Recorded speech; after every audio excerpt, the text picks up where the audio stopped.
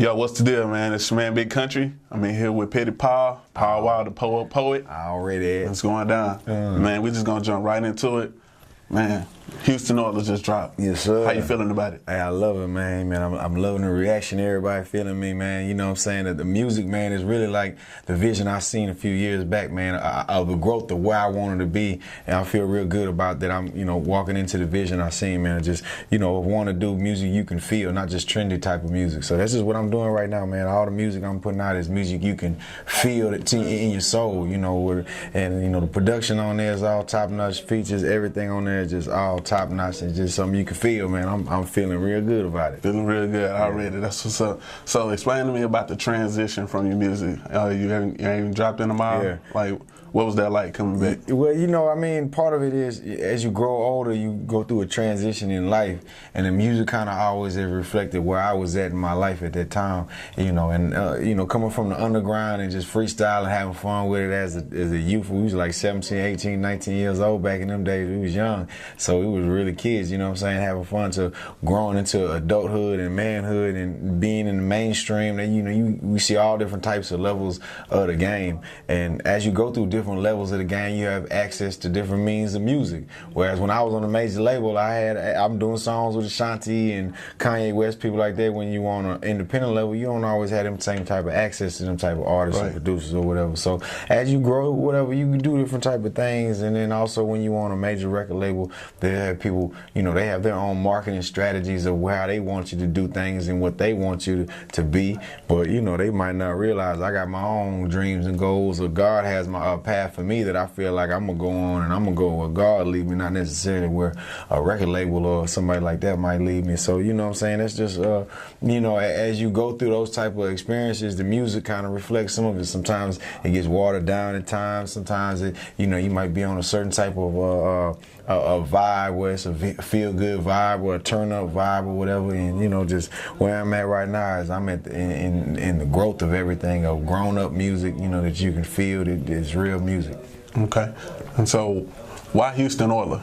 Houston Oilers to me represents something. The football team in itself, the Houston Oilers came at a time, when I was a child growing up. So this ain't about football at all. It's just about that era and time for me. Just the original classic H-Town feel of, all Scarface and the Ghetto Boys, and what Rap-A-Lot did for Houston and for our sound, and what DJ Screwed and Screwed Up Click did for our culture, and just encapsulating everything into the screw tapes. Everything they represented in the freestyles is what that was like a modern day time capsule of what was going on, because anything they talked about being shout outs of what they doing is what was going on in real life. So that's growing up in that, that's just an era of time that I grew up in. So being a Houston Oiler, also being a drink sipper, that goes something with it too. We Oilers because we sip on it. So that's something to go all into it together, man. That's why there's little hidden meanings here and there throughout the artwork. You gotta catch on. You gotta do some research to catch some of them, man. You got to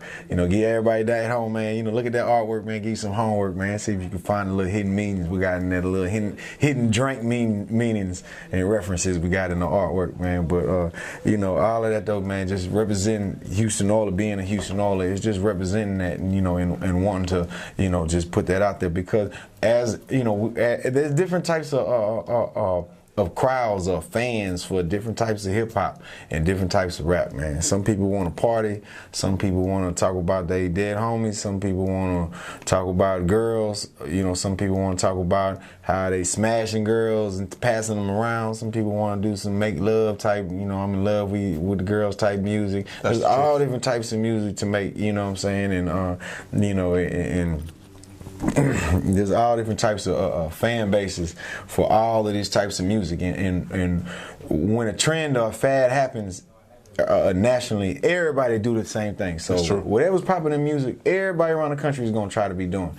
So with that, the people that ride in slabs, and not just riding slabs, the people that just everyday people that just want to hear real music that touch their soul or that motivate or inspire them, that type of music isn't always as common as we used to see back in the day. Back in the days, that was a lot more common. Now, there's still some artists that's doing that style of music, but it's not real commonplace. So, you know, everywhere I'm going, that's what people are telling me. That's what they want to hear out of me, because they love that song or this song, whatever different songs I did with people. And they, man, I love this song, love this song.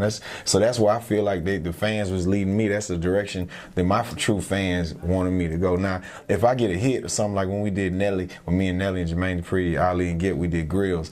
Okay, now naturally that's a platinum #1 song, nominated for a Grammy. So when you got a song of that type of popularity, you know, you're going to get a different type of exposure. So at that point, I might be selling more records than I might be selling at another point. But that's only because you have something going at the time, marketing keeping you high. Some people only going to like you as long as you got a hit. When the hit die down, they on to the next hit. They don't really care about you. They just care about whatever's hot at the moment. Right. There's a lot of people that, you know, and when you have a hit, you get caught up into that, you know, of thinking, man, they love me for me. Nah, they just love the hit for the time. And, you know, when the song get old in a couple months, they're going to be on to the next one. They're not going to be feeling you like that. A lot of people don't realize that. So you can get caught up. You can get real easy to get caught up in trying to make music for the time, right. You know, just for the, but, you know, and when you do that, you lose your core audience and your core fan base. You know, shout out to CoreVizion. What's up, baby? Hold up. So, but you really do lose your core fan base because they don't want somebody that's just hopping around doing whatever's trendy. They want you for what they fell in love with you when they first heard you, and that's what they want to hear you do. So, you know, as an artist, man, you know, sometimes you got to do what you feel like is best, but, you know, it's tough because you want to please other people too, sometimes please your fans or whatever, but you got to find the balance of doing what is meant for you to do. And, you know, this is just what I'm doing right now. This is what I feel like this is what it's meant for me to do right now. What's your favorite track on the CD? My favorite track is probably Hustle Like a Motherfucker. The first song, second song, man, they're my two favorite songs. First song is Money Don't Make Me, produced by my boy June James. And the second song is Hustle Like a Motherfucker, produced by 5'9". Both of them are my favorite songs, man.